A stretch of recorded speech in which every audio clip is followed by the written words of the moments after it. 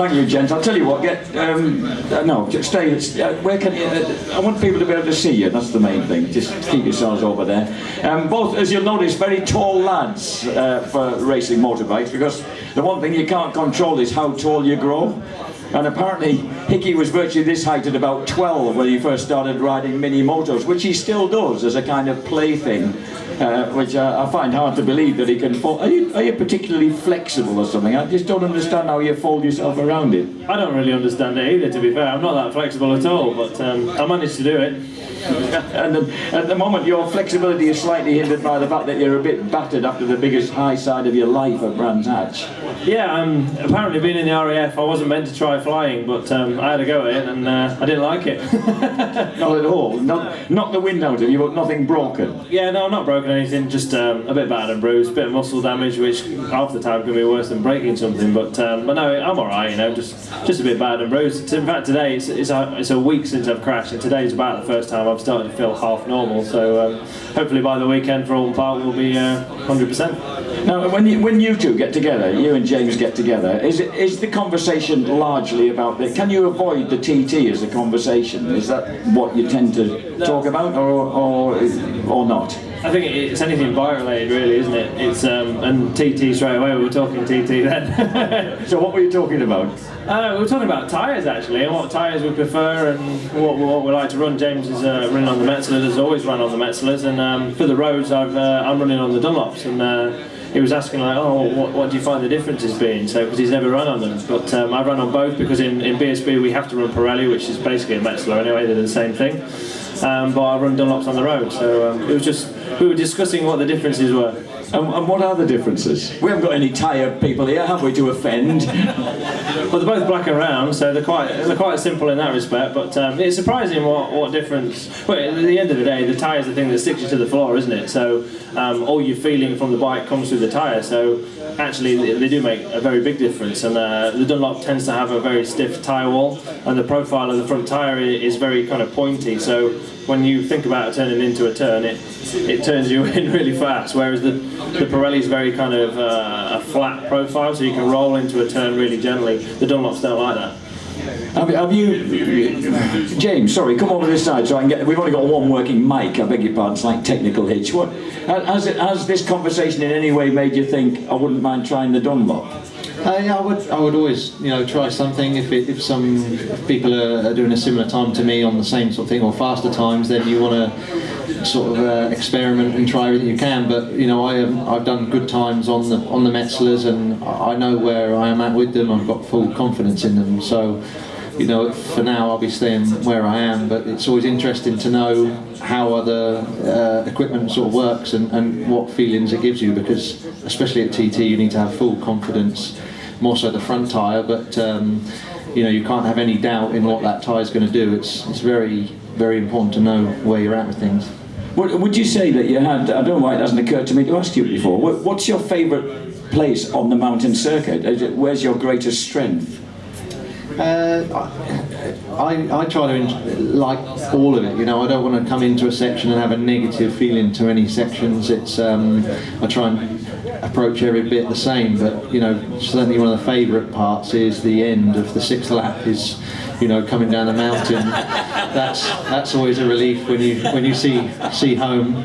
And but probably in particular I like the fast corners where you've got to get stuck in and really make the thing work. With the fast flowing corners, Corey Bends is a nice section, and after there's Solby Straight, which you've got a bit of a rest there. It's one of the fastest sectors, but you actually physically not doing very much. You can sort of breathe and stretch your fingers a little bit and think about what's going on, check the temperature and things. It's while going at just shy of 200 miles an hour. I'm sorry, but mere mortals can't gather this very well. Yeah, it's a bizarre thing. It's the fastest section, but probably the easiest, because you can shut down a little bit and just rest.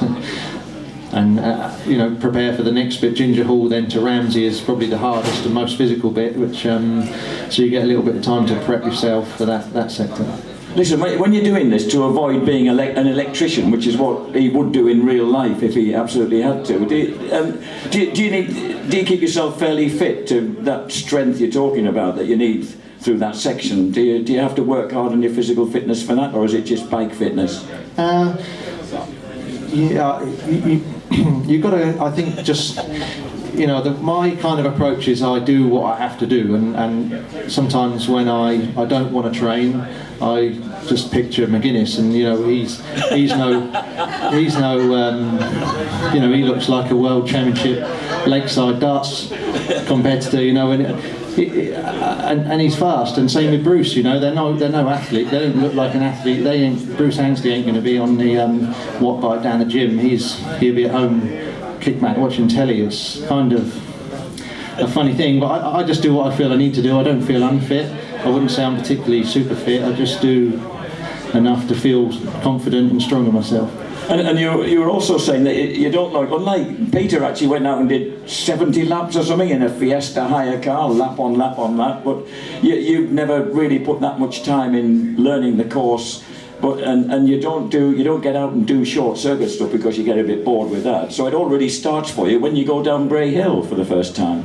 Yeah, it's you're kind of limited on what you can do in terms of preparation because the TT is so unique, and you know, we've done laps on a short circuit, which is okay to an extent to get yourself up to speed as much as you can, but you know, short circuits are nothing like the Isle of Man, and you just got to get on with the job when you get there. There's no easy way around it. You just got to get stuck in and crack on, and hopefully by the practice week you're comfortable with your bikes and where you're at with things. You know, the track fortunately doesn't change too much. It's and before you go, you can set a list of things to try on the bike or with the bike, ideas from last year's races, which is one advantage of staying with the same manufacturer and team, is you can carry things on like John McGuinness has done with Honda over the years, and you know, but these guys, so I guess Michael Dunlop kind of proved that wrong by just jumping around and still winning. But you know, for me anyway, it helps me maintain confidence in where I'm at, and we have the same processes, the same guys working on the bikes, and not a lot changes. Just it's a lot of kind of repetition, I guess, just doing the same thing year in, year out, and slowly getting a bit closer to the front. Top. Top. Yeah, we're there at the front. We've just got to get to the top. What's your fastest lap so far? 31.3. That's 131.35. Yeah, 131.354. Wow. So that's your aim this year, to get in the 131s then. But you've got, now you were riding this guy, the guys are both in the classic TT later in the year. James is on a confidence-inspiring Honda that got him as far as Quarter Bridge last year, so he's looking forward to getting onto that again. Whereas this youth, despite his dad being involved in motorcycles all his life, has never ridden an old bike until this year, and you've got yourself some wicked 750 you're going to go out on then. What's that? What bike is that going to be? Yeah, I'm riding for the Mistral Racing Kawasaki team, and Kawasaki connection, despite the BMW. There is finally a Kawasaki connection there. Yeah, it's a ZXR 750. So it's from 1992. It's a K model for any geeks out there that want to know what it is. Yeah. It's it came with a single seat as a race bike on the roads. It's got flat slide carbs and all that stuff, but it's actually a full kind of World Superbike spec 750, so it's got factory Olin sat in the front of it and in the back of it, and full World Superbike engine in it and everything, so it should be a proper little bit of kit. Wow, are you looking forward to that? Yeah, I've not even seen it yet actually, so yeah, I need to get across and have a look, and obviously I'll go and have a play on it somewhere sometime as well. When you say go and have a play on it somewhere, this guy's up in Preston or somewhere, does that mean get on the Lancashire Pennines? It probably does, yeah. Yeah, we've not worked anything out yet, but yeah, we'll see. And you're looking forward to a kind of different advert. How much does it change things, James, when you get onto a classic bike? What's the first difference you notice? They're a bit slower, I suppose, a bit heavier. They don't.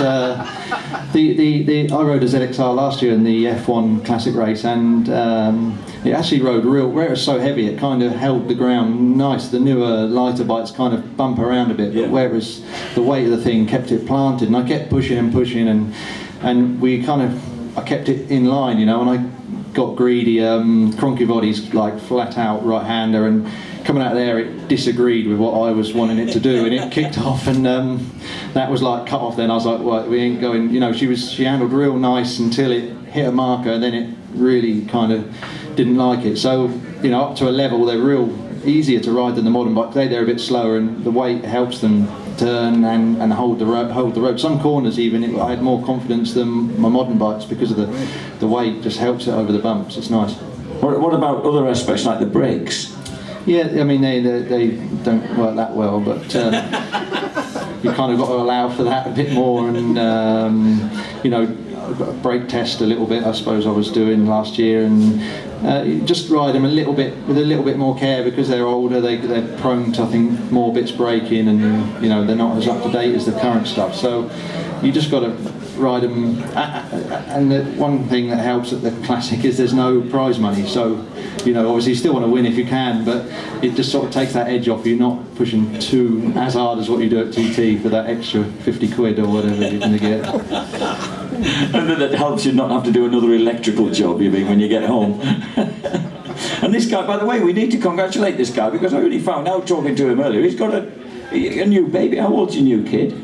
She's 7 weeks. A round of applause, please. Dad again. And your little lad is, he's mad keen on the TT and stuff now already. How old is he? Yeah, 4. He's nearly 5 now, and we've been doing a lot of trials and getting into that. So I've bought an old trials bike, a twin shock, and every weekend possible I've got an excuse to ride a motorbike because he enjoys doing it. So I say, I've got to take him out, and then obviously I can ride with him. But yeah, good, really love it. Fantastic. Well, listen, I hope it goes well for you. On the Quattro plant, Bournemouth Kawasaki, of course. You've been riding Kawasaki for how long?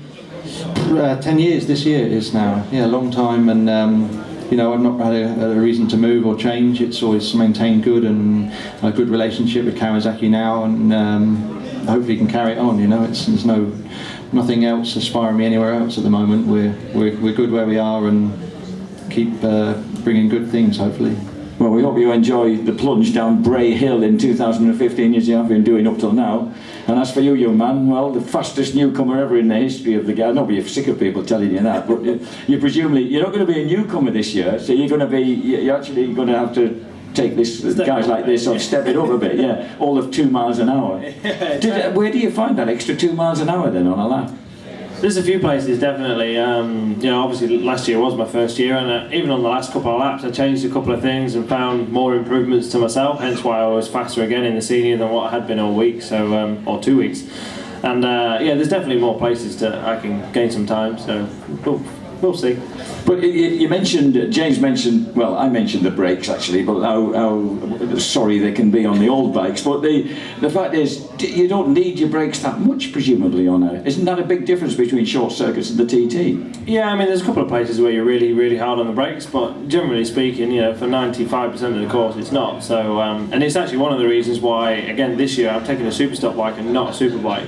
So I'm just going to run the super stock bike in the super bike races as I did last year as a newcomer. So the main reason for that is I don't have to ride 2 different bikes then, I'm just riding the one. I have actually got a super sport bike as well, so it would actually be 3 bikes if I took the super bike, which I'm sure James can tell you is a lot of time and effort, and you're swapping from one bike to the other, and although the super stock bike and super bike are very similar, they are also very different. So I wanted to be able to make life as easy as possible for myself. Seems as though the task is already quite difficult, why make it harder than what I need to be, you know? So taking a super bike would not help me in any way or shape or form, and I think I don't get any more laps from it, you know, because I can still do it on the superstock bike. So so that's my kind of plan for the TT. It's different for Northwest, so I'm going to take the super bike to the Northwest because it's got big brakes and big forks in it. I can brake that much harder and later. So, but then the Northwest is all about stopping and starting again, so completely different to the TT. And of course you're running. This guy is the results he's been getting in British Superbikes in the first couple of rounds has been with a stock engine, so you know the super stock engine's well up to it. Well, listen, fellas, the main thing, I'm sure you would all agree with me, is be safe, will you? Enjoy yourselves. Have a really safe TT and Classic and everything this year, and all the very best. Ladies and gentlemen, James Hillier, Peter Hickman. Thanks very much, guys. Oh, sorry, just.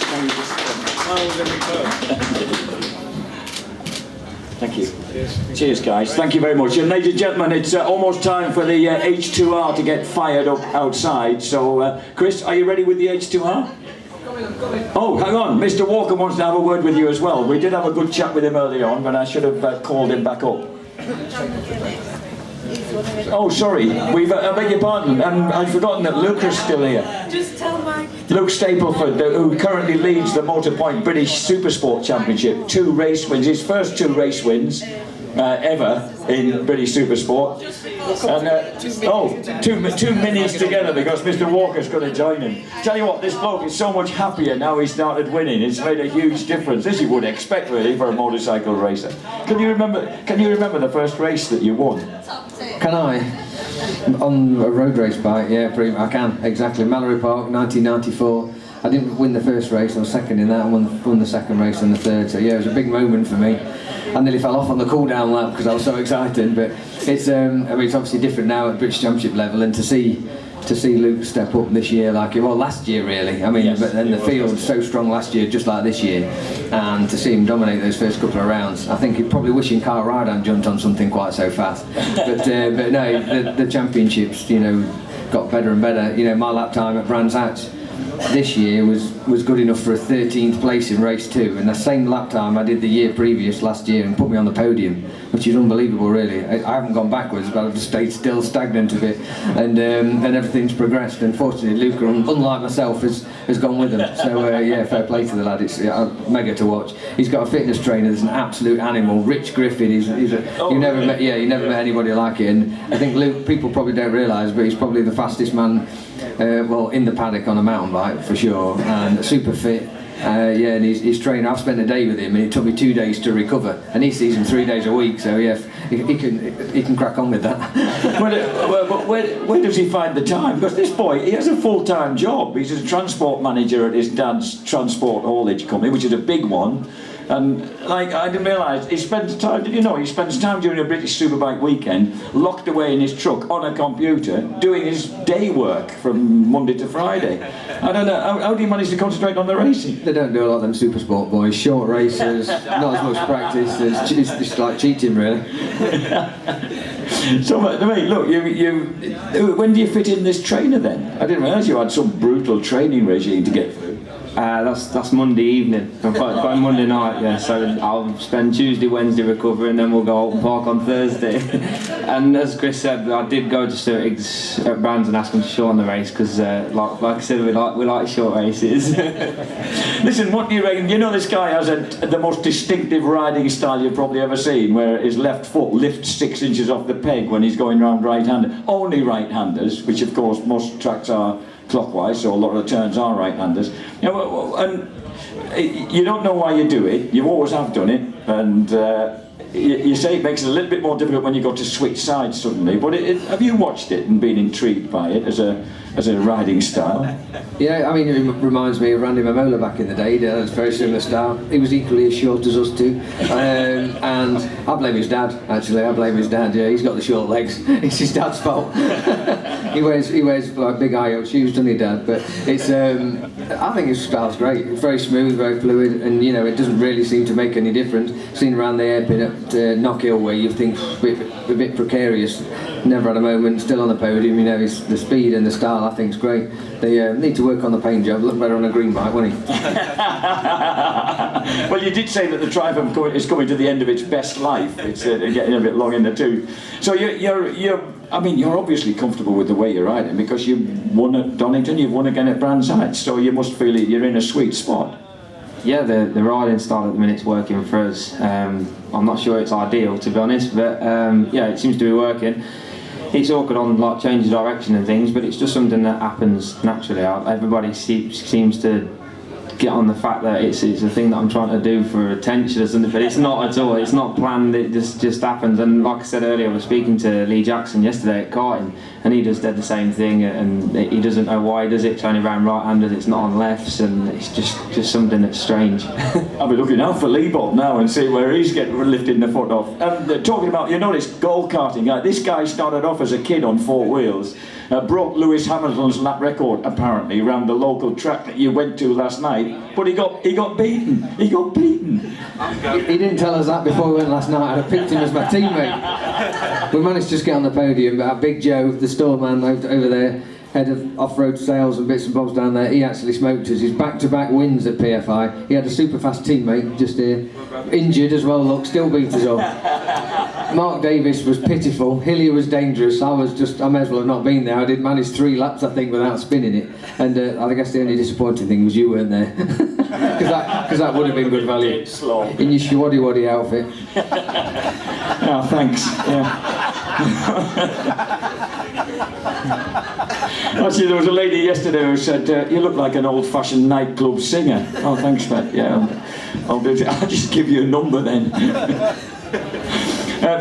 Fortunately, I wasn't there. The only person, when we went go-karting on a Sunday night at Magny Cora after the World Superbike finale 2 years ago, the only person slower than me was Sarah Ellison, bless her. James Ellison's good lady. I was really relieved she was there. I think she was doing the knitting at the same time as she was going round. You've got Alton Park coming up. Well, both of you have got Alton Park going up. You've got great memories of Alton Park, your last British Superbike race win there, in squiffy conditions. Do you like, Chris doesn't like wet conditions, but he excels in them. How do you feel about bad weather? I know that we're blessed with good weather at the moment, we hope for that at the weekend, but are you comfortable when things turn a bit queasy? Yeah, I'm comfortable when it's complete wet, but when it's a bit iffy, I've got the likes of Glen Irwin to race against, so it makes the job a bit harder. No, the full-on wet conditions are fine because we get a bit of building up to it, but when it's iffy, it's a bit of a take your brain out, and I'm not that good at that, to be honest. You got too much brain to take out. I don't know about taking brain. I think you guys are pretty clever the way you ride in the wet. Don't you? You know, if you took your brain out, you'd be on your deck, wouldn't you? If you're that clever, you probably won't race a bike for a living, if you're honest. But the in-between conditions where it's neither wet nor dry, they're the ones that I quite enjoy. I wouldn't say I'm a stick, but I'm not ever so clever. And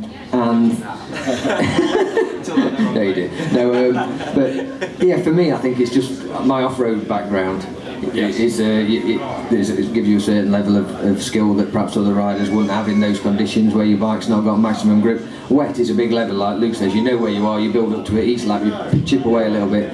But when it's just got damp patches or it starts to rain or whatever, it's not so much a bravery thing, it's just working out where the grip is. And he had the skill of doing that last night in the go-kart where I didn't, so he was the clever one last night. But no, I mean, I don't mind those conditions. When it's this new Z Extend's a bit of a handful in the wet, I've found. I've never really had the best setting on it, not had the best of results on it. Whereas a drying track, like when I won at Alton Park, I'm fairly confident and happy with that. So yeah, I think horses for courses, track by track as well. Some tracks are so slippy and horrible. You know, Brands Hatch last year, the first round when qualifying was, it was like 18 crashes, 14 riders crashed, some of them 3 times, and it was just hideous. So yeah, I mean, I'd always pick a dry race. I think Luke would as well. Dry race is where it's at. It's better for the spectators. You know, the margin for error is a lot bigger, especially like you said when you've got Graham Irwin in the same race. When it's wet and he's right behind you, giving it a woo right going to the corner. You don't need that when it's wet. So you pick a dry race against him any day. Well, listen, we're hoping that this weather will follow us up to Cheshire, where there's the only track that's anywhere near where I live, so I can actually get home to my own bed on a Saturday and Sunday nights. And well, bank holiday, the first bank holiday of May, all to play for next weekend at Alton Park, and of course here in sunny Grantham, to the dismay of the neighbours in these very fine 1930 houses opposite us, the Chris Walker Kawasaki Emporium is now up and running. So please drop in any time. Wonderful cafe facility here, and I'm told that Rachel's going to organise Wi-Fi as well, so people can really come in and loaf about with their you can come and do your work here. Just pop up the road, Luca, it's here. So enjoy the rest of the afternoon. Well, the next thing on is the H23. You'll get it right one day. We've had an HP4, an HP Source, an HP2. Now what it is? That Kawasaki that's covered in carbon fibre outside, we're going to start it up in a minute. And now we just had the legend that is Ray Stringer turn up, Mr. Dyno himself. We're going to put him back on the dyno because he's going to do it for us. He's never sat on a bike with 326 brake horsepower, so no big chance for him. So we're going to start the bike up and then take it around the back and Ray Stringer's going to dyno for us along with Chunty, so I'm going to film it. I can't wait. Ray's a legend on the dyno. If anybody can get it to read maximum figures, it's going to be him. So yeah, stand back.